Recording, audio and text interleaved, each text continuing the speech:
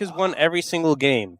And I do think a factor is we're just not really seeing enough value gained from some of these counter picks. The Kled, particularly in top lane, the Kled, the Ornn, and the Yorick, I feel like just didn't get as much value as maybe hoped.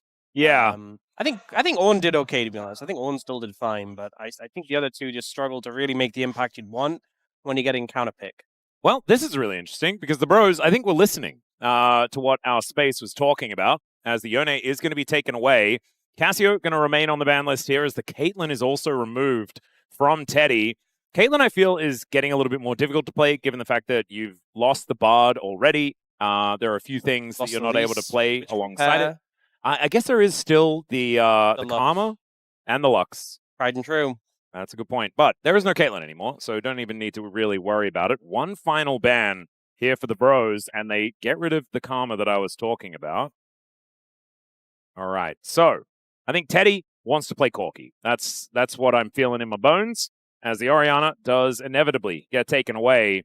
So Pantheon, I think, is a huge one for Gideon to get his hands on. Stands out quite a lot here in this draft as far as the bans are concerned, and they are going to lock that one in. But also, Lee Sin is available. Was banned previously pretty heavily. And Cuzz has been having some good games on the Lee Sin in solo queue recently, as well as just in general. But the Ashe Seraphine looks to be the argument here. I think the value of this duo really shoots up this late in the series when a lot of the matchups that can be a bit awkward, a bit difficult, have been thinned away. And no Jarvan available either. Yeah, that being said, into a Pantheon, a little scary if they can put pressure down on you early. You could honestly just go for like Teddy's Corki plus an engage pick and just play to kill them in the bot lane as much as possible. We'll see what Teddy wants to do. You can see very vocal right now, deciding what they want to play. He could also play something really, really difficult, like, oh, that's a lock, so they're not going to lock in the bottom lane just yet. Camille, a choice as well, definitely going to be flexing between casting and Namgung. The early Camille here, because you potentially set up for that super dangerous bot lane, but also it could just be that Camille top, that we saw the changes try and push it into that lane. Camille has always scaled well, but it scales even better than it did previously now. And the Locke Camille combo is how the bros managed to win that incredible series and get #1 in the Mad Movie, as there's the Lee Sin from Cuzz to be locked in. I mean, I just feel like I'm sensing danger for the bot lane, but also playing Lee Sin into Camille, Pantheon, Locke, they can just jump you, and Lee Sin can so often shirk off these difficult pick attempts, but into Camille, you don't really have that option so freely. And now, I think you will just ban 80 carries for KT, given that the Camille is a flex and hard to really read. I think taking the Corki that you talked about, taking that away, could be a high priority. I feel like they maybe even look to ban away the Jhin, which you would enjoy. They're starting off with the Mel, though. Right. Mel, paired with Engage, something we saw quite popular, into Ashe Seraphine. Might be the Mel Ziggs to be taken away, just because the Camille does pair very well with the mages on the bottom side, allowing you to roam around. A Galio ban makes sense. We often see that specifically into Locke to match up into it. So I think taking that away is pretty high value. I actually was surprised that KT didn't lock the Galio on 3, just with how strong it is with an Ashe Seraphine as well. And you can get that into the matchup against the Locke as well. But not going to happen, as the Lee Sin was too high priority. One final ban here is there's the Ziggs. Do they ban Lissandra here? We've seen Lissandra be successful in the Locke before. It syncs up well with the Lee Sin. Maybe that's something BDD leans before. We know he's played it before, especially in high-pressure matches. There could also be, I guess, something like an Akali, but doesn't really fit the comp as well. Yeah. Doesn't really fit with the Lee Sin either. Not a lot of setup. Yeah. As the Vayne will be taken away. Vayne has been okay into the Camille in the past. I think you want to give as much time as possible to Perfect to figure out where the matchup is. So if you can pick mid here, that would feel pretty great. Yep. Is it definitely... It should be Locke mid. But we have had Locke bot lane before, so... Oh, that'd be kind of fun. Maybe that's just what they're going to play. Lissandra is going to be picked up. Feels like the poor man's Galio. Yeah. They're in the mid lane. Kind of a replacement for Annie and like the Lee Sin Annie combos that we've seen. So serves well as a replacement. We've seen it do well into Locke. Can just kind of keep him in check. Oh man, imagine this. Teddy just giving us 5 games. I think there's a lot of dive in the team and just being able to pop that ult from a distance. It is the Jhin fantasy. I know it's a fantasy you want to try and ignore. That sounds like a nightmare to me. But that is a Gnar. That'll put the Aura and Alawi. Namgung is hovering some stuff. That's a bit of fun. Wait, what are we blinding? So Casting needs to decide what he wants to play in the top lane. Could you just pick Ambessa here? Namgung, where are you going? Okay. Looks like it'll just be the Gnar. Okay, picking the Gnar blind. Something we've seen a fair few times. The question is, what is Perfect going to take into it? Obviously, Teemo, I think, is going to be the answer. We've seen Perfect pick a range of things, like even the Tristana top. But it looks like he might just lean towards the Jax. This is a matchup we've kind of talked about extensively, how the Jax can find favor in this matchup, but you have to consistently play around stacking Grasp off the wave and then jump in and burst. That looks like Perfect's not in the mood for that, so he's just going to go for the Ambessa instead. All right. A lot of setup CC for the public execution as well. I actually really like it for that. We were talking before about how the Akali doesn't necessarily work in the KT comp. The Lissandra definitely does for setting up Cuzz in the early game, but then in the later game team fights, finding angles for this Ambessa to go in, for that Encore to be layered on top. The pick CC here from KT in this draft is out of control. And HANJIN BRION, a little bit more of a weird one here with wanting to get like big combos of massive explosive damage and then for Locke to just kind of murder everyone when they hit that execution threshold. I think this poltergeist that Valdez liked to call it is going to be very, very powerful. I think there's so many ways for them to engage. So many ways for them to dive in. But a lot of setup CC on the other side that can be a little bit tricky to deal with. So is this someone's dad? I'm wondering whether that's someone's dad, but I don't know. This feels like a very fast-paced sort of game where if either team gets ahead, they're just going to bowl the other over. There's so many ways to pick and start fights from both sides. Yeah. And we know that it's KT that are going to win this game to guarantee the silver scrapes, to make sure that this is the best play-ins that we've ever had. Let's get into the rift for game 4.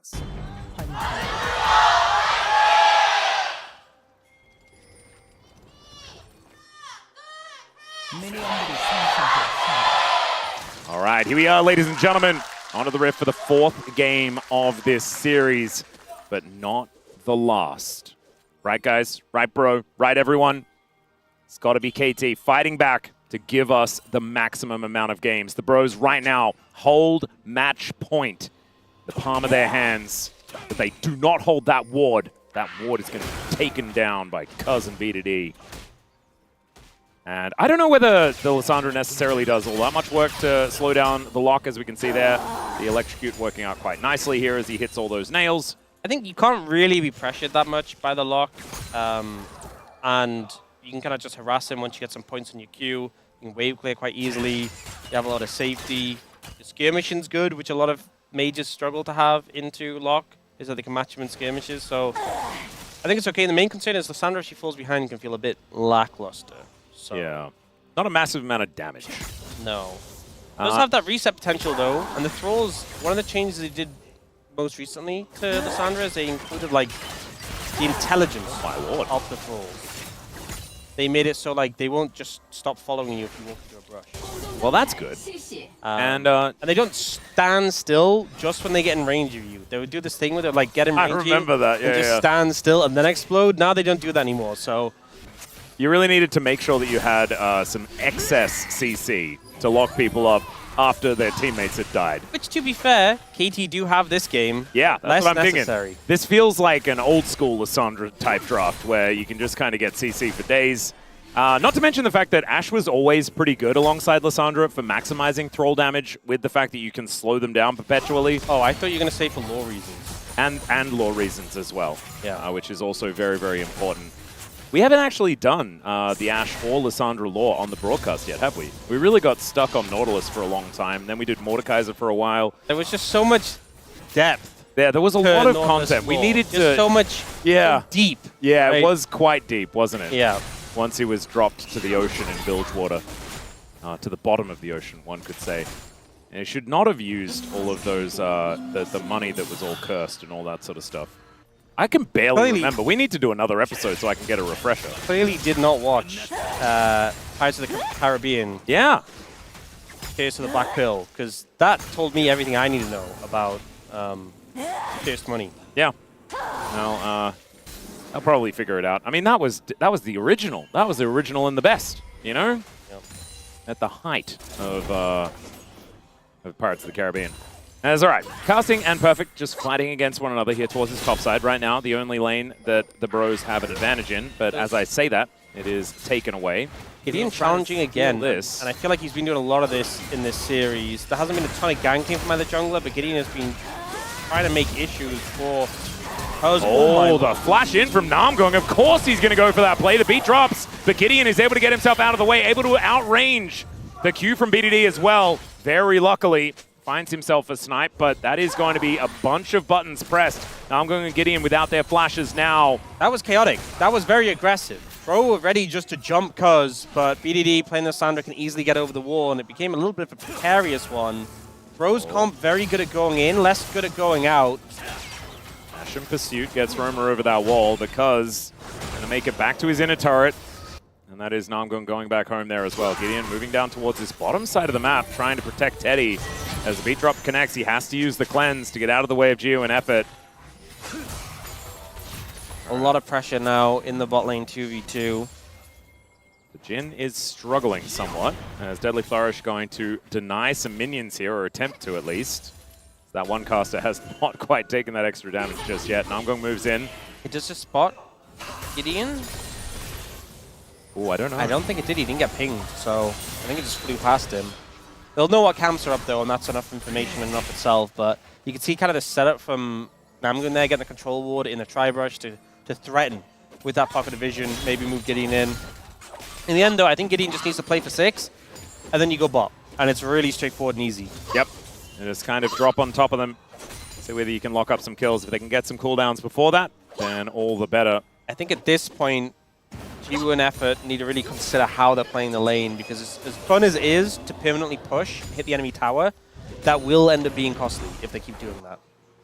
Well, see whether that game plan is going to change. Gideon half a level until that man drop becomes available. Teddy and Namgung back in this lane together once again. Effort is almost here towards this bottom side. Cuzz is picking up this Scuttle respawn, so Gideon not going to have access to that for the immediate level 6, and now he's instead actually going for the enemy Raptors. So Cuzz gets the Scuttle, but it won't actually get him to level 6 yet. But Gideon will get 6 off these Raptors they're looking to set up for. You can see Cuzz immediately moving over to contest. Yep, they are pinging it out. As now Roma spots Cuzz moving in, and Gideon does hit that level 6. Got the Ashe in pursuit though, and there's the Frozen Tomb. Level 6 available here, as we do have the ultimate thrown down by Roma, but the Q misses from Cuzz. And that will allow Roma to escape. That's one thing. You are pretty bulky as the Locke, and the fact you can reactivate the Grey Health while you're CC'd makes it a lot harder for the Lissandra to actually kill you. Yeah. Even with the help of the Lee Sin, but the dodge and the Sonic Wave is pretty good. The slow as well from the ultimate, helping Roma get out. Now, they will take the Dragon as their consolation prize. But Gideon has hit level 6 now, and I think this is really going to shape how Jiwoo and Effort have to play the game. There is cleanse on Jiwoo at least, which helps a bit in terms of dealing with the pressure from the Pantheon. But there is so much CC to layer. Obviously, the tenacity from the cleanse is going to be very valuable after you use it the first time. There's also, like, you know, Namgoon's hookshot doesn't really stun you for long, but, like, the impact of it, like, that's the main thing. It's like cleanse isn't really going to drastically help against a hookshot. Yeah, that's true. So I think you around a little. Yeah, there's still a lot of threat in place. Right now, though, we see Effort moving to the top side of the map. Grubs are coming up soon. This feels a little bit dangerous, but it really depends how it starts. Yeah. BDD, if you can ult the right target and then just delete them, you start getting the thralls out. They represent a lot of damage, especially in one of these early fights where there just isn't that much damage. And honestly, I think KT's composition, that is one thing they're kind of lacking, right? They have a lot of utility, they have a lot of CC, but the damage isn't necessarily there in droves. They have a fair bit consistently of what little damage they have, as the arrow is going to be thrown at Teddy. He just barely gets his cleanse back off cooldown, as Jiwoo is just going to chase him down. Teddy realizes that Jiwoo is not going to be catching him underneath this turret, and Dancing Grenade just clears out the wave and he goes home. So often it's the Jhin who has the edge in these 1v1 matchups because you can trade a bit and then back off with an ult the opponent, but Jiwoo is the one who puts down the pressure and forces Teddy to back here. Cleanse down as well means could be a little bit vulnerable later. Now, GIDEON, he's locked in on his grubs. Oh yeah. Cuzz going to move in though. Scry's Bloom is going to spot out exactly where GIDEON is, but the controller does give away the information as to Cuzz and Effort's location. I feel like they want to get Perfect in here as well. If they can layer the CC from BDD with the Ambessa ult, it could be really devastating. Well now, remember Namgung thinking about going for an angle here. Only level 4 on the Camille, casting not quite with his Gnar in the position that they want it, so it should be 2 grubs. Oh, Effort! Over to KT, as Effort is going to face check. Man, that was a lot of damage from the Q out of GIDEON, but the beat drop does come down. Slows up this Pantheon as KT. They can control this battlefield so well. Cuzz hasn't quite hit a Q yet. Oh, they're splitting up though. Do they look now?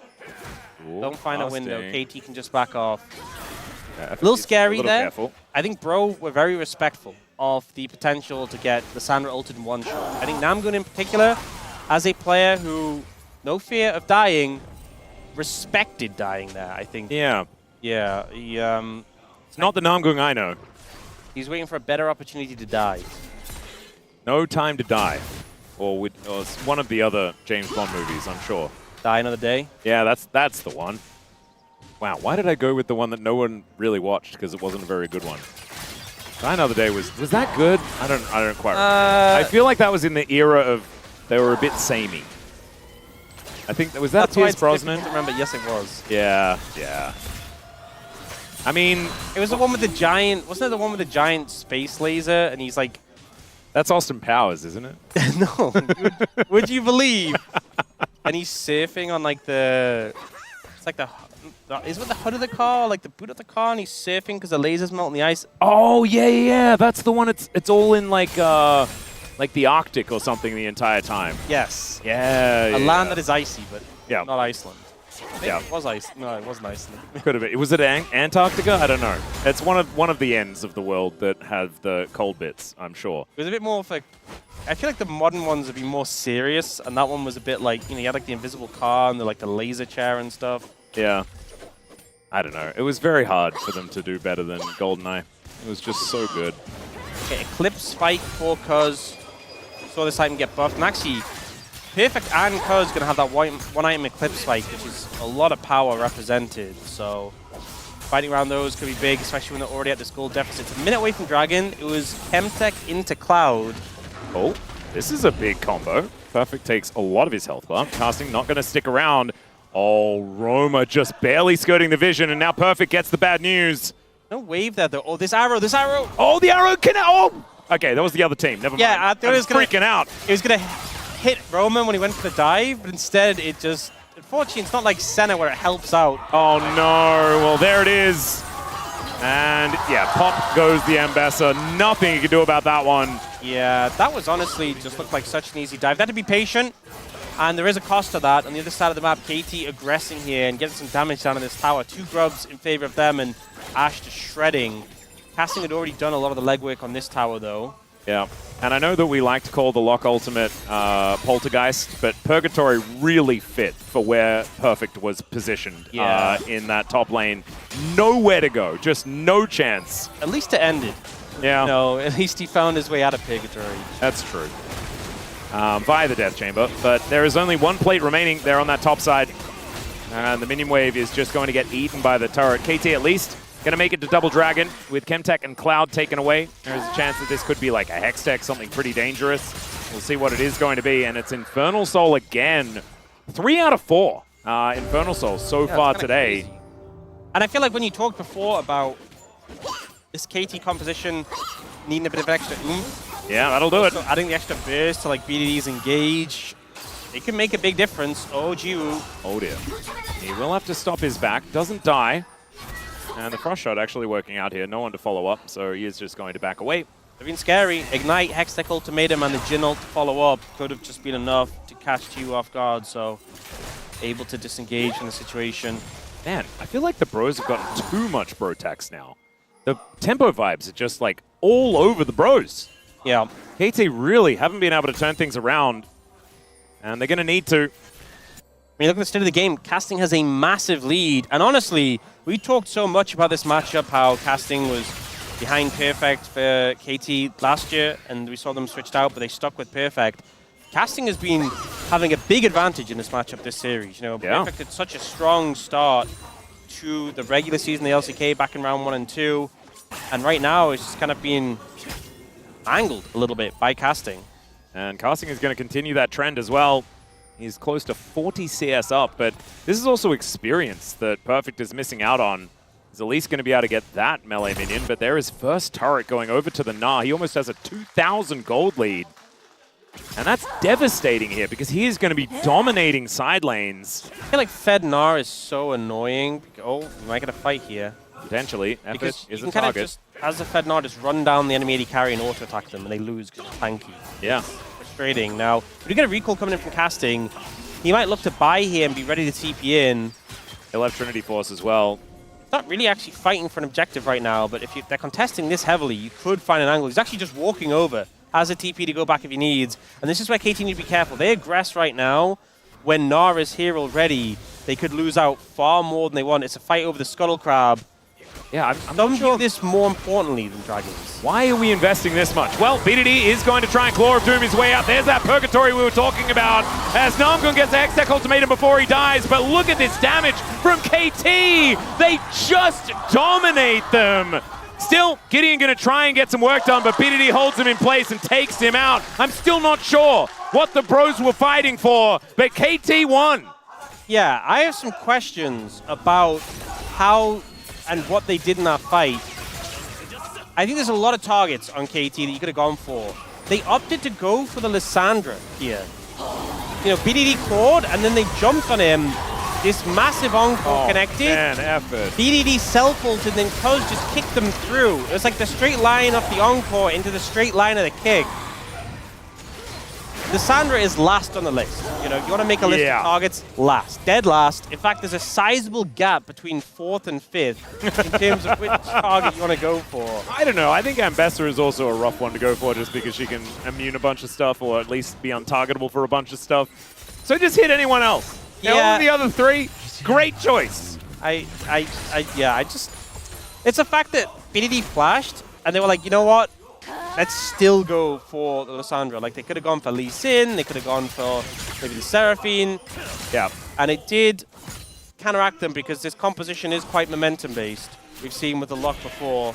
And I feel like it's only worse as well because KT winning that fight around the Dragon Pit, that's what they need to do in a minute's time. It's a great warm-up for exactly the play that they want to make. And you look at the summoners expended. Everyone on Bro, apart from Teddy, being their flashes.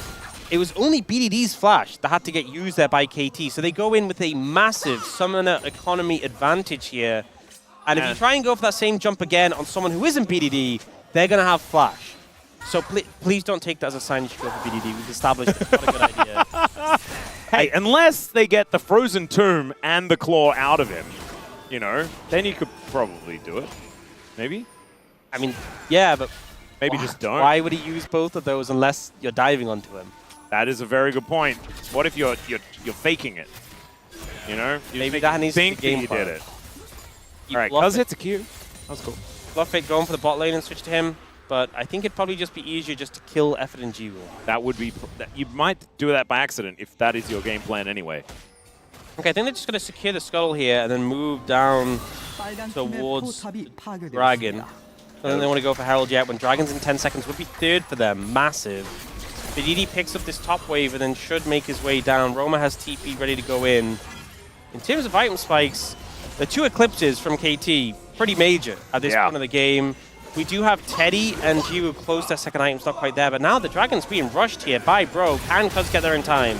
Yeah, Cuzz not going to be able to stop this. I think they've kind of missed a trick there. This was a fight that was so favored towards KT. You had more summoners, you were not really ahead in gold, but if you found the right setup in terms of engage in a great spot, and they kind of just gave it over for free.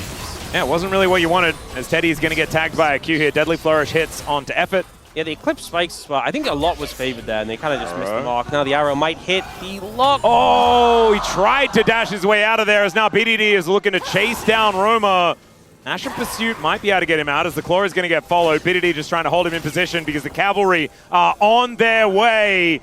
And some serious alcove gaming is going to be necessary here. But the Frozen Tomb, I mean, the kitchen sink hits the Locke and he is definitely going to die. But Effort goes down as well, and now casting the very large Gnar is still able to grab him with the auto. There's the hop in order to get on top of Cuzz as well. And it's Teddy that comes up and grabs that kill. And actually the arrow hitting Roma may have just been the demise of KT. I think it was big gold lead given over to Bro now, and they'll be able to pick up Herald as well in the back of this. Yes, they'll lose their mid tower, but it's a cost worth paying.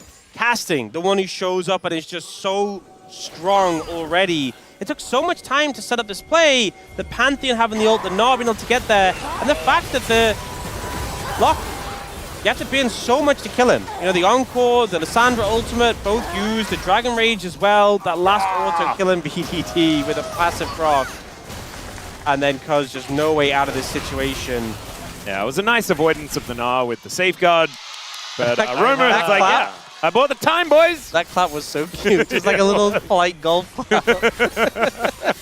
Just showing that he had use of his hands for a little while he waits for the death timer. That's the appreciation you want.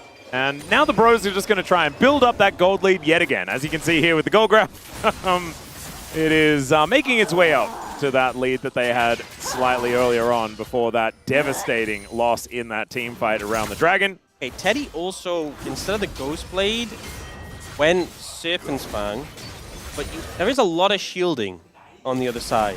I think it's kind of a cute idea. I can understand the technology. I think this is, you know, there's a lot, there's a Seraphine, there's a Lee Sin, there's the Ambessa, there's good value. Artis looks for the angle towards Roma, who does have some gray health to eat. Jiwoo is going to connect, but he does eat said gray health and is going to be okay. And will they be able to take this turret? Looks like not yet. As KT will now back away.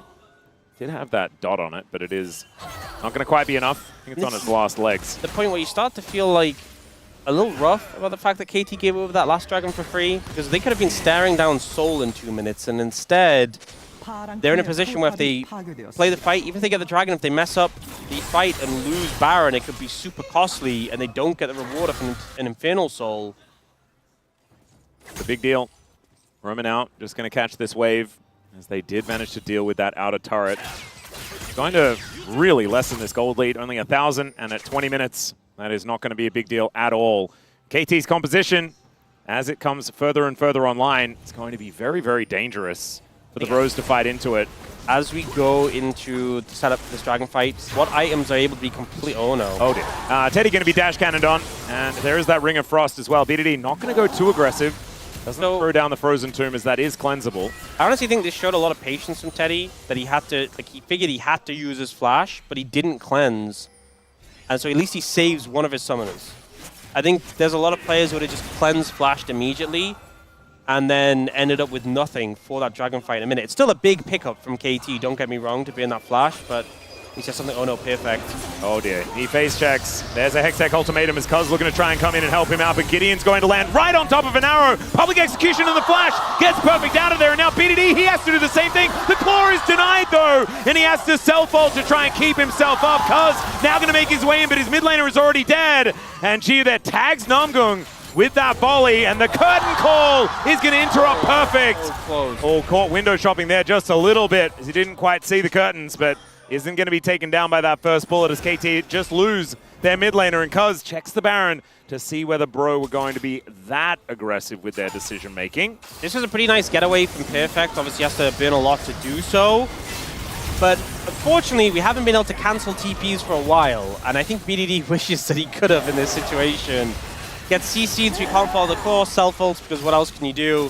But they're there, immediately take him out. Cuzz looks like to see if he can find something, but there's just nothing really there when he's going in alone with Perfect chunked and BDD dead. Oh, no. Now Bro, once again, getting control of the area first, but this time a much more confident control. Before, last dragon, they kind of snuck it. This one, they're just getting control of the area, and I'm in trouble there. Has to flash away. Yeah, Shelly not going to find the angle, as there's the Encore just to pick up the Camille. They do manage to take her down.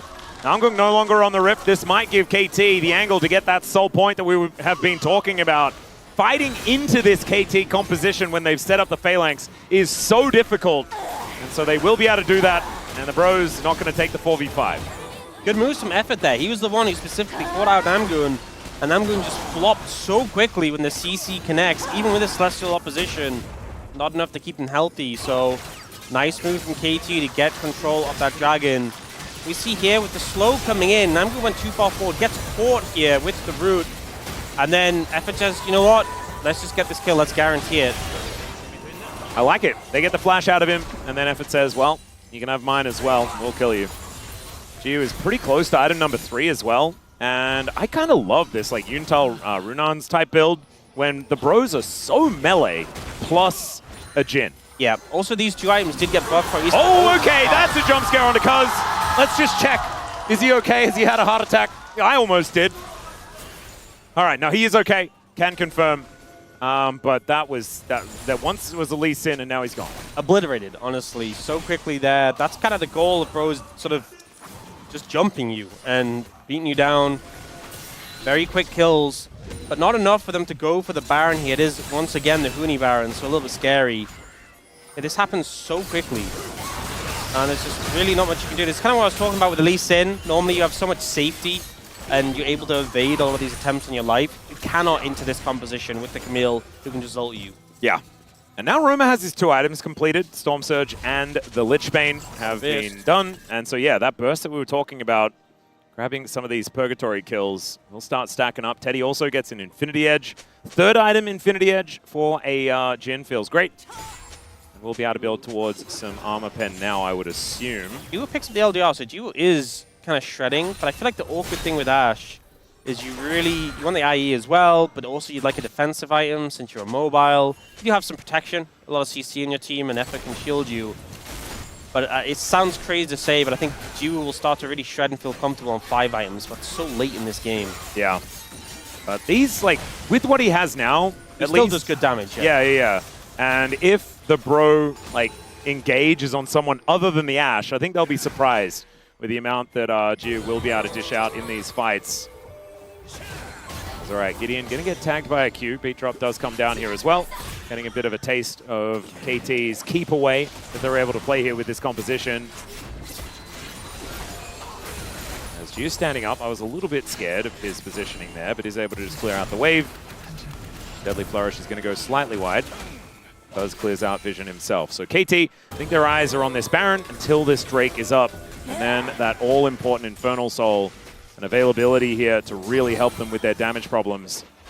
That's perfect. Thinking about trying to find an angle towards casting here. Gets himself a bit of a shield. We're fighting over the Scuttle Crab because... Oh, yes. That's what we always do. Some volleys are coming on through here as possible engage towards Roma as BDD does leave the rest of his team. There's Hextech Ultimatum into the backline. The Baron gets involved. The Encore was fantastic with the Locke. Takes down that first kill still. These Bro health bars are so low. And KT will outlast them. Casting going to get taken down. And it's a sad Dagon, but it's a happy everyone else because we are one step closer to Silver Scrapes. They try and go for Cuzz there, but he just baits them into the Baron. The Encore is beautiful, and Jiwoo flashing over the wall to finish them all off. We'll see the replay. They try and look for Cuzz, but he's not isolated, he's not alone. He ward hops into the pit, and then Effort. Look at the Encore here. Doesn't actually get as much value as you'd hope, but it just does the setup for BDD to ult, and then Jiwoo steps forward and starts absolutely shredding with the Baron in his back. Yeah, actually, the Baron did the most damage to Jiwoo out of everyone there, and he almost died. Yeah, I mean, that's a Huni Baron for you. Yeah. A lot of threat. Huni needs to be, like, he just needs to calm down. The Baron did get taken, as we saw there. Thank you very much, Jonas Strong, for that. And BDD has himself a Zhonya's as well. Very important item for Lissandra. The Locke purgatory little thing on the ground is still there. Oh, no. Roma didn't get to it. He's pinged on his way. He's going for it. He's going for it. Did you get it? I think he got it. Wait, Jonas Strong. Yeah, he picked it up now. Okay, so a little bit stronger ultimate, but I think you need a lot stronger ultimate. If you look at the items, right, both AD carries finished the 3rd item, and then Teddy picked up a Crit Cloak and a Longsword. Jiwoo picked up a BF Sword and a Pickaxe at the back of that. My goodness. Look at that steepness on the gold graph. It is, the Bros, they keep getting to, like, the 2.5k mark, and it's their demise. Now Namgung is in a lot of trouble here. Perfect gets on top of him. There is nowhere for this Camille to go. The arrow's going to connect. The kick flash onto casting is BDD. Perfect timing on the self-ult. And now Cuzz looking for more of these angles. Jiwoo just chasing after them. Wanted to get these frost shots down. There's a curtain call. And Teddy, can he get enough damage here? As Cuzz has already been taken out, but they just don't care about these bullets. These minions are going to be enough for KT to be able to push through and take down this turret as now the claw comes in. One more minion going to be there. And that is going to be the inner turret falling down. Still, it does cost them the one member that didn't have Baron to begin with. I will say though, Cuzz being down, Dragon being up, this is a situation Bro could play for to set up. They actually hit Jiwoo there. TP coming in from the Gnar. This is still a precarious one for Bro, but they can get the Dragon here and deny Soul from KT. This could be a massive win. Teleport back here from Perfect. BDD doesn't have his teleport available. He's just picking up these cinders, and it looks like KT will just give up this Dragon and allow the Bros to have it, not liking the position they were at on the map. This ult from Perfect, interrupting the hook shot, just really shuts down Namgung. Nothing he can do in that situation. The arrow comes in. Casting still pretty tanky, so this isn't exactly easy to go for, but the self-ult from BDD was beautiful. But they just go a little bit too far in the chase here from Cuzz. Gets stunned on the tower. The follow-up is there. And then a bit of an overstep considering how soon Dragon was to spawning. You could have just secured that Infernal Soul for the rest of the game. Yeah. Now another 4.5 minutes before you even have the chance to go for it. Well, split pushing Ashe and the split pushing Gnar. BDD is going to answer said Gnar. Somehow BDD has done the most damage in the game as well after we spent most of the game talking about how Lissandra doesn't do that much damage. He also hasn't gone for the Imperial Mandate, which I kind of find interesting. Yeah, it was weird because Imperial Mandate came into the game, the new version, and Lissandra gained a ton of popularity. But then we got it in the LCK, and at first they weren't building it. They were just building normal Lissandra. Yeah. And then we saw people start to build the Imperial Mandate, but there's definitely some who still go this build now. Jiwoo's just picked up Infinity Edge. He doesn't have sums right now, so a little bit vulnerable, but doing insane damage right now. If you can get target access, you can get the flurry up and just auto-attack, he will shred. I would love to pick up a defensive on top of that, whereas Teddy, you know, he's nearly got his last Whisper item completed, and then he'll really have a lot of power. Yeah, he's been deep in the bargain bin as close. Deadly Flourish is going to go wide. The arrow connects. There's the Encore as well. The Chain CC will put this Locke under. And KT, there's not a whole lot to get off the back end of that, but they might be able to take down a turret or two. So much setup, so much CC and pick potential, and just disrespected by Roma. Locke normally so hard to punish. They find a way to do it now. They'll have casting push here in the side lane. No TP from him. But look at this flank that's threatened by Namgung. We've seen what the flank can hit, do from him before. But I think the opportunity has passed. They'll give up the mid lane inhibitor while waiting for Roma to respawn. Yeah, the top lane, the bottom lane inner turret will be the trade. KT is at least able to collect, but you were talking about that inhibitor going down. There it goes, 1.5 minutes on the next Baron. Such an insane angle if casting had TP and could just TP over to assist, but unfortunately not able to make that play happen. I think Namgung has been in that brush for forever. He's liking it there. It's a good vibe. Yeah, decides instead to go back. There is that Imperial Mandate, so 4th item. It's a big spike as well. You know, the Imperial Mandate's so cheap, but offers so much power for Lissandra that it kind of just lets you cheat to get a build completed early. And here, Roma ends up using the dash. He doesn't have time to flash. And once one bit of CC hits, even with Merc Treads, it just doesn't matter. You are dead. I really love the play there from KT. Not like... not deciding to skimp out on anything, right? So that Arrow, the Encore, and the Public Execution all go down to give themselves access to that mid lane. A Seeker's Arm Guard. That is sick, actually. This is such a good buy, considering the next fight likely going to be that Infernal Soul. And just that stasis so valuable against things like a Camille, like a Pantheon or Locke. It reminds you of back in the day, right, with Stopwatch. The fact that that built into GA is just so crazy to think about. And we used to have the rune that would give you stopwatch. Yeah. And everyone ran it, and you'd just have these early dives where like 8 people would stopwatch. The perfect timing. Yeah, perfect timing. That was so funny, honestly. Oh, not the greatest watching. And now, like, watching AD carries build it completely off theme just to have an arm guard so that they get the stopwatch, it just shows you how broken it was. Yeah. Because I think this is a great idea for Jiwoo. I think the next fight could be the last in this game. 1 minute until that Infernal Soul is available once again for KT. But the Baron that when their minds first. Defensive items are too OP, they just turn them into mage items. Like, remember when Banshee used to be the tank item and everyone, both teams would buy it? I'm like, you know what? Just give it to the mages. Yeah. Hey, at least the AD champions got GA. You know, they got that one. That's true. That's fair. Remember, that used to just be a defensive item as well. It's all right. KT back in this mid lane. They've got super minions. Arrow is going to get the flash out of Roma. He doesn't want to risk it this time. But now perfect. Public execution picks up the Camille, and she gets pulled back. The Hextech ultimatum is one that KT are very happy to go with. Another flash forward from Jiwoo, and that may just spell the end of the Bros here in this game. The Frozen Tomb is so well named, as the Bros are all going to be put on ice. And they're going to have to be woken up again for a game number 5. KT Rolster will roll down the mid lane and send us there. We always knew it was going to 5 games. You may not have believed us, but we told you that at the start of the day. We did. This was written. It's gone the distance. KT, they knew what the company needed to do. They see a target, they see a target, they kill a target, and they take us to that 5th game, the first match in our play-ins, and we're already going the distance. Maximum value, baby! And we knew that the Bros are always going to be reliable.